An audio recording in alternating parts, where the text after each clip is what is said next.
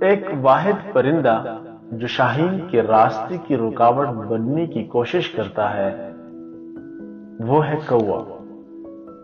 وہ شاہین کی پیٹھ پر بیٹھ کر اس کی گردن پر چونچ مارتا ہے، تاہم شاہین جواب نہیں دیتا اور نہ ہی کوے سے لڑتا ہے۔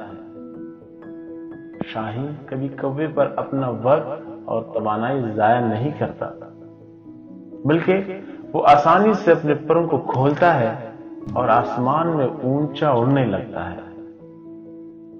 اونچی اڑان سے کوے کو سانس لینے میں دشواری کا سامنا کرنا پڑتا ہے اور پھر آکسیجن کی کمی کی وجہ سے کوا گر جاتا ہے۔ لہذا زندگی میں کووں جیسے لوگوں کے ساتھ اپنا وقت ضائع کرنا بند کرو، شاہین بنو، خود کو بلند کرو، کوے اپنے آپ مٹتے جائیں گے۔